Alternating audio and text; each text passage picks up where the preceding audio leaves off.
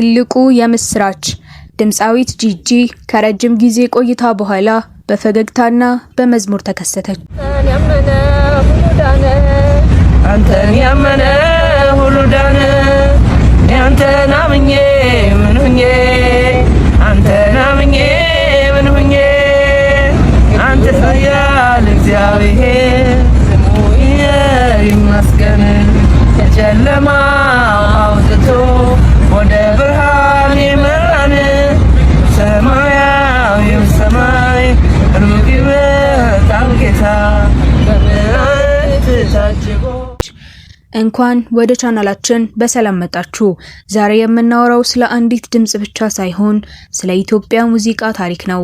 ስለ ጥበብ ጥልቀት እና በሚሊዮኖች ልብ ውስጥ ስለቀረች የጥበብ ንግስት ነው። እጅጋየሁ ሽባባው። አብዛኞቻችን በፈርቀዳጅ ስሟ ጂጂ ብለን የምናውቃት የኢትዮጵያን ባህላዊ ዜማዎችና የቤተክርስቲያን ጥልቅ መንፈሳዊ ድምጾችን ከዓለም አቀፉ የጃዝና የሮክ ሙዚቃ ጋር አዋህዳ ለዓለም ያቀረበች ድንቅ ጥበበኛ ናት። ለብዙ ዓመታት ከሚዲያ አይን ርቃ የቆየችውና የብዙዎች ናፍቆት የሆነችው ጂጂ በቅርቡ በአስደናቂ ሁኔታ በፈገግታ ተከስታለች። በዚህ ቪዲዮ ከወልደቷ እስከ ስደቷ፣ ከታላቅ የስኬት ማማዋ እስከ ቅርብ ጊዜ አስደሳች ክስተቷ ድረስ ያለውን ሙሉ ታሪኳን በዝርዝር እንመለከታለን። እስከ መጨረሻው አብራችሁን ቆዩ። እጅጋየሁ ሽባባው የተወለደችው በ1962 ዓመተ ምህረት በሰሜን ምዕራብ ኢትዮጵያ በባህልና በታሪክ በበለጸገችው የጎጃም ጠቅላይ ግዛት ውስጥ በምትገኝ አንዲት ትንሽ የገጠር ከተማ ውስጥ ነው።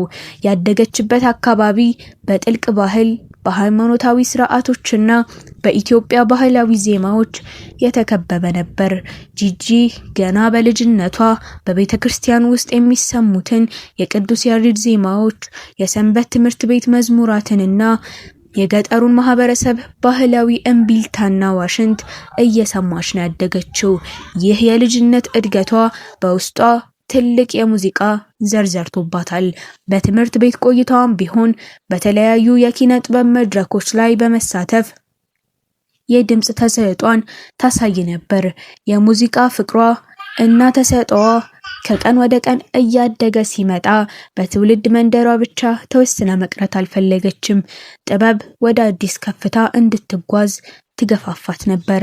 በዚህም ምክንያት የሙዚቃ ህልሟን ለማሳካት ጉዞዋን ወደ ዋና ከተማዋ አዲስ አበባ አደረገች። በአዲስ አበባ የነበራት ቆይታ ግን ቀላል አልነበረም። ቤተሰቦቿ መጀመሪያ ላይ ወደ ሙዚቃው ዓለም እንድትገባ ሙሉ በሙሉ ፈቃደኛ አልነበሩም። ምክንያቱም በወቅቱ የነበረው ማህበረሰብ ለሙዚቃ ባለው እይታ የተለየ ነበር። ነገር ግን ለጥበብ ያላት ፍቅርና ቁርጠኝነት ሁሉንም መሰናክሎች እንድትሻገር አድርጓታል።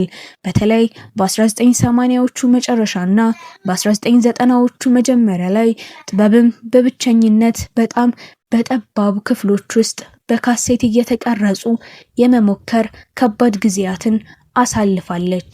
ነገር ግን ቁርጠኝነቷና ልዩ ድምጿ የትም ተደብቆ የሚቀር አልነበረም። በሙዚቃ የዓለም ሰማይ ላይ የጂጂ ኮከብ በጉልህ መብራት የጀመረው በ1989 ዓመተ ምህረት ነበር። በዚህ ዓመት ፀሐይ የተሰኘውን የመጀመሪያውን ድንቅ አልበሟን ይዛ ብቅ አለች። ይህ አልበም በወቅቱ በነበሩ የሙዚቃ አድናቂዎች ዘንድ ትልቅ መነቃቃትን ፈጠረ። የጂጂ ድምጽ ከማንም ጋር የማይመሳሰል የነፍስን ጥልቀት የሚነካና አዲስ ቀለም ያለው ነበር። በአልበሙ ውስጥ የተካተቱት ዜማዎች የሀገርን ባህልና ዘመናዊነትን ያጣመሩ በመሆናቸው በሬዲዮና በካሴት መጫወቻዎች ላይ በተደጋጋሚ ይደመጡ ነበር። ይህ ስኬት የመንገዷ መጀመሪያ እንጂ ማብቂያ አልነበረም። ህልሟን ይበልጥ ለማስፋትና የኢትዮጵያን ሙዚቃ ዓለም ለማስተዋወቅ በመጀመሪያ ወደ ጎረቤት ሀገር ኬንያ፣ በመቀጠልም ወደ ፈረንሳይና በመጨረሻም ወደ አሜሪካ አህጉር ተጓዘች። አሜሪካ ከደረሰች በኋላ ከታዋቂው ዓለም አቀፍ የሙዚቃ አቀናባሪና ቤዝ ተጫዋች ቢል ላስዌል ጋር ተገናኘች። ይህ ግንኙነት በህይወቷም ሆነ በሙያዋ ትልቅ ምዕራፍ ከፈተ። ቢል ላስዌል የጂጂን ድምጽ ተፈጥሯዊ ውበት ጠብቆ ዘመናዊና ዓለም አቀፋዊ የሙዚቃ ቅንብር በመስጠት ስራዎቿ ዓለም አቀፍ ደረጃ እንዲይዙ ትልቅ ሚና ተጫውቷል። በኋላም ፍቅራቸው ወደ ትዳር አድጎ አንድ ላይ በርካታ ስራዎችን ሰርተዋል። እንደ ኢሮፒያን አቆጣጠር በ2001 የወጣው ጂጂ የተሰኘው አልበሟ በዓለም አቀፍ ደረጃ ትልቅ እውቅናን አተረፈላት። በዚህ አልበም ላይ እንደ ሄርቢ ሃንኮክ እና ዌይን ሾርተር ያሉ የዓለም አቀፍ ታዋቂ የጃዝ ሙዚቀኞች ተሳትፈውበታል። እንደ ጉራማይሌና አድዋ ያሉ ዘፈኖቿ በሀገር ፍቅር ስሜት፣ በናፍቆትና በጥልቅ ፍልስፍና የተሞሉ በመሆናቸው እስከ ዛሬ ድረስ የማይደገሙ ድንቅ ስራዎች ሆነው ተመዝግበዋል። በተለይም አድዋ የተሰኘው ዜማዋ የኢትዮጵያውያንን የጀግንነት ታሪክና ነጻነት በሙሉ ስሜት የሚዘክር በመሆኑ በየዓመቱ በአድዋ በዓል ወቅት በከፍተኛ ክብር ይደመጣል። ጂጂ ለምን በዚህ ልክ ተወደደች? ለምንስ ለብዙ ዘመናት በአድናቂዎቿ ልብ ውስጥ መኖር ቻለች? መልሱ በጣም ቀላል ነው። እሷ የነፍስ ባለቅኔ ናት። የጂጂ ግጥሞች ስለ ሀገር፣ ስለ ፍቅር፣ ስለ ናፍቆትና ስለ አንድነት፣ ስለ ታሪክ በጥልቀት ይናገራሉ።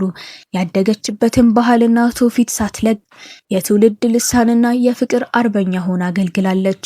የእሷ ሙዚቃ እንዲሁ የሚሰማ ብቻ ሳይሆን በውስጡ ብዙ እውነታዎችንና ታሪኮችን የሚተርክ በመሆኑ ሰምቶ የማይጠገብ ጥንካሬ አለው። ብዙ አድናቂዎቿ እንደሚሉት የእሷን ስራዎች ትርጉም ተረድቶ የሚያዳምጥ ሰው የጥበብን ጥልቀት ማየት ይችላል። ከአባይ እስከ ካንዩ ያሉ ስራዎቿ የኢትዮጵያን ስነ ጽሑፍና ጥበብ ያበለጸጉ ናቸው። ከነዚህ ሁሉ ታላላቅ ስኬቶች በኋላ ግን ጂጂ ቀስ በቀስ ከሙዚቃው መድረክና ከማህበራዊ ሚዲያ እይታዎች መራቅ ጀመረች።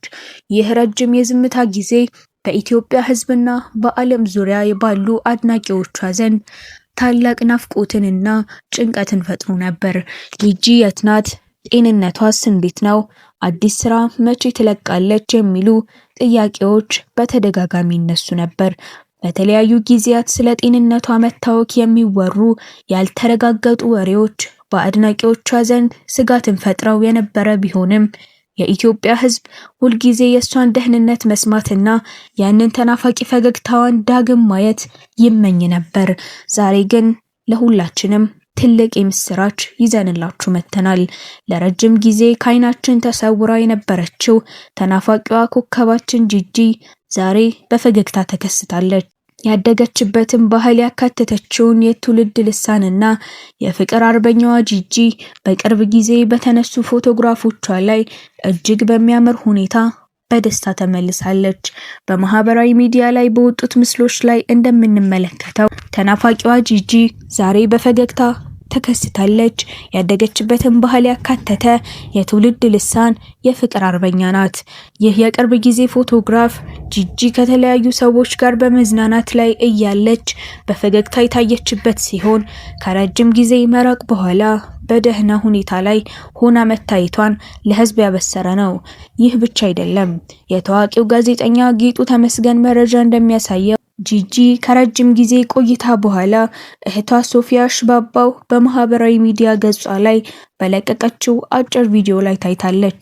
በቪዲዮ ላይ አንተን ያመነ ሁሉ ዳነ የሚለውን ድንቅ መንፈሳዊ መዝሙር በጥልቅ ስሜትና በተለመደው ማራኪ ድምጿ ስትዘምር ተስተውላለች። አንተን ያመነ ሁሉ ዳነ፣ አንተን ያመነ ሁሉ ዳነ፣ አንተን ያመነ ሁሉ ዳነ። አንተን አምኜ ምን ሁኜ፣ አንተን አምኜ ምን ሁኜ፣ አንተ ኃያል እግዚአብሔር ስሙ ይመስገን። ከጨለማ አውጥቶ ወደ ብርሃን የመራን ሰማያዊው ሰማይ ሩቅ ይመጣል ጌታ በምሕረት ታጅቦ በእልልታ በእልልታ አንተን ያመነ ሁሉ ዳነ።